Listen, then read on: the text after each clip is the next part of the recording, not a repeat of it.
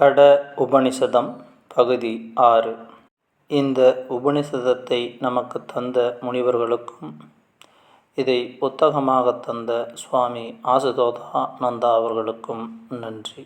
முந்தைய பதிவில் வாஜசிரவஸ் பலனில் ஆசை கொண்டவராய் அனைத்தையும் பெற விரும்பி விஸ்வஜித் என்ற யாகத்தை செய்தார். யாகத்தின் முடிவில் அவர் செய்ய வேண்டிய தான தர்மங்களை குறையுடன் செய்தார். அதை கண்ட அவரது மகனான நசிகேதன் தந்தையின் தவறை உணர்த்தவும் தந்தையை பாவத்திலிருந்து காக்கவும் தன்னை யாருக்கு தானம் கொடுக்கப் போகிறீர்கள் என்று கேட்டான். இதை புரிந்து கொள்ளாத வாஜசிரவஸ் மகனை யமனுக்கு தானமாக கொடுக்கிறேன் போ என்று ஆத்திரத்தில் கூறிவிட்டார். பின்பு நசிகேதன் யமனை காணச் சென்றான். அங்கு யமன் இல்லாததால் 3 நாட்கள் தங்க நேர்ந்தது. அதனால் யமன் நசிகேதனுக்கு 3 வரங்களை கொடுத்தார். தனக்கு கிடைத்த முதல் வரத்தில் தந்தையின் நலனை கேட்டான் நசிகேதன். 2வது வரமாக அனைத்து சுகங்களையும் அடைவதற்கான சொர்க்கத்திற்கு செல்லும் வழி எது என்று யமதர்மனிடம் கேட்டான் நசிகேதன். இதுவரை 16 ஸ்லோகங்கள் முடிந்தது. அதன் பின்பு 17வது ஸ்லோகம். சொர்க்கத்திற்கு செல்லக்கூடிய வழிமுறைகளை யமதர்மன் சொல்ல அதை நசிகேதன் புரிந்து கொண்டு திரும்ப யமதர்மனிடம் கூறியதை கேட்டு மகிழ்ச்சியுற்ற யமதர்மன் இனிமேல் அந்த யாகம் நசிகேத யாகம் என்றே அழைக்கப்படும் என்று ஒரு வரத்தையும் கொடுத்தார். ஸ்லோகம் 17. நசிகேத யாகத்தை மும்முறை செய்தவன் மூவருடன் தொடர்பு கொண்டு 3 பயிற்சிகளை செய்யும்போது பிறப்பையும் இறப்பையும் கடக்கிறான். பிரம்மத்திலிருந்து தோன்றியவரும் வழிபடத்தக்கவருமான இறைவனை அறிந்து அனுபவித்து அவன் நிலைத்த அமைதியை பெறுகிறான். விளக்கம். நசிகேதனின் 2வது வரம் சொர்க்கத்திற்கு போவதற்கான வழியை பற்றியது. அந்த வழி நசிகேத யாகம். அந்த புற யாகத்தை சில நிபந்தனைகளுடன் செய்தால் அதுவே ஒரு அகப்பயிற்சியாக, ஒரு வித்தையாக இறைநெறியில் நம்மை சேர்க்கும் என்பதை இந்த மந்திரம் சுட்டி காட்டுகிறது. அந்த நிபந்தனைகள் என்னென்ன? முதலில் மூவருடன் தொடர்பு.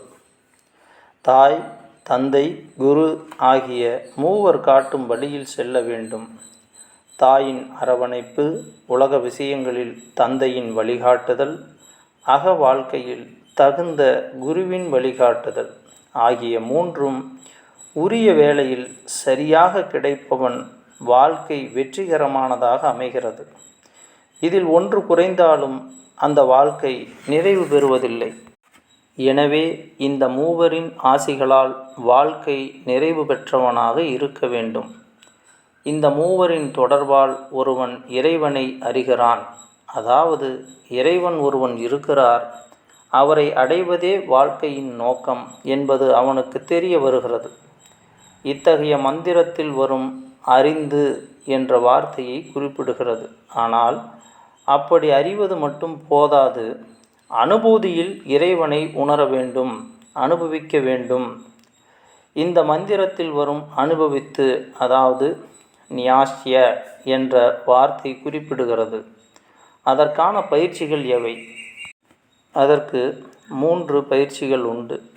1 தவம், 2வது ஸ்வாத்யாயம், 3வது ஈஸ்வர பிரணிதானம் என்பவை. 3ம் 3 கர்மாக்கள் அல்லது 3 பயிற்சிகள் என்று பதஞ்சலி முனிவர் கூறுகிறார். சொந்த தேவைகளை சுருக்கிக் கொள்வது, தனது வாழ்க்கையை பிறருக்கு பயனுள்ளதாக அமையும் வண்ணம் வாழ்வதும் தவம் ஆகும். நல்ல நூல்களை படித்தல், நல்ல கருத்துக்களை பிறருக்கு சொல்லுதல், மந்திர ஜபம், சுய ஆராய்ச்சி போன்றவை ஸ்வாத்யாயம் எனப்படும். இறைவனை வழிபடுதலும் அவனை சரணடைந்து வாழ்வதும் ஈஸ்வர பிரணிதானம். இவ்வாறு மூவரின் தொடர்புடன் 3 பயிற்சிகளை செய்பவன் இறைவனை அடைகிறான். அந்த இறைவன் யார்? பிரம்மத்திலிருந்து தோன்றியவர் உருவமற்ற, குணங்களற்ற, அரிதி நிலையில் இறைவன் பிரம்மம் என்று வழங்கப்படுகிறார். சாதாரண மனிதர்கள் புரிந்து கொள்ளத்தக்க நிலையில் குறிப்பிட்ட வடிவத்துடனும் குணங்களுடனும் இருக்கின்ற நிலையில் இறைவன் கடவுள் மற்றும் சிவன், விஷ்ணு, தேவி என்று பல்வேறு பெயர்களை பெறுகிறார். இந்த நிலையில் உள்ள இறைவனை அவன் அடைகிறான். சரி, இவ்வாறு இறைவனை அடைவதால் என்ன பயன் நிகழப்போகிறது என்றால், அதன் விளைவால் உண்டாகக்கூடிய பயன் நிலைத்த அமைதி. இறைவனை தவிர வேறு எதன் மூலமும் கிடைக்கின்ற அமைதியும் நிலையானதல்ல. சில புற காரணங்களின் வாயிலாக கிடைக்கின்ற அமைதி அந்த காரணம் விலகியதும் குலைந்துவிடும். ஆனால் இறைவனை பெறுவதால் கிடைக்கின்ற அமைதி எதனாலும் குலையாது. 18வது மந்திரம். மூன்றையும் அறிந்த யார் நசிகேத யாகத்தை செய்கிறானோ அவன் உடல் விழும் முன்பே மரணத்தை வென்று கவலைகளை கடந்து சொர்க்கலோகத்தில் மகிழ்ந்திருக்கிறான். விளக்கம். நசிகேத யாகத்தை ஒரு வித்தையாக செய்யுமாறு இந்த ஸ்லோகம் வலியுறுத்துகிறது. வெறுமனே நசிகேத யாகத்தை செய்வதால் சொர்க்கலோகத்திற்கு செல்கிறான். மூன்றையும் அறிந்து நசிகேத வித்தையை செய்பவன் மரணத்தை வெல்கிறான். உடம்பு விழும் முன்பே, அதாவது வாழும்போதே மரணத்தை வெல்வது என்றால் என்ன என்பதை அற்புதமாக விளக்குகிறார் ஸ்ரீ சங்கரர். அவன் அறியாமையிலிருந்து விடுபடுகிறான். ஆசை, வெறுப்பு போன்ற உணர்ச்சிகளின் பிடியிலிருந்து விடுபட்டு வாழ்கிறான் என்கிறார் அவர். அறியாமை, ஆசை போன்றவற்றின் வசப்பட்டு நாம் செய்கின்ற ஒவ்வொரு செயலும் நம்மை உலகுடன் பிணைக்கிறது, தொடர்ந்த பிறவிக்கு வழிவகுக்கிறது.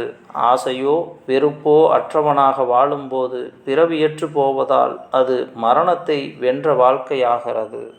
19வது ஸ்லோகம். நசிகேதா, சொர்க்கத்திற்கு அழைத்துச் செல்கின்ற எந்த யாகத்தை பற்றி கேட்டாயோ அதை உனக்கு சொன்னேன். இந்த யாகத்தை மக்கள் இனி உன் பெயராலே அழைப்பார்கள். இனி 3வது வரத்தை கேள். இதன் தொடர்ச்சியை அடுத்த பதிவில் காண்போம். நான் உங்கள் கோவிந்தராஜ் சுப்பிரமணி.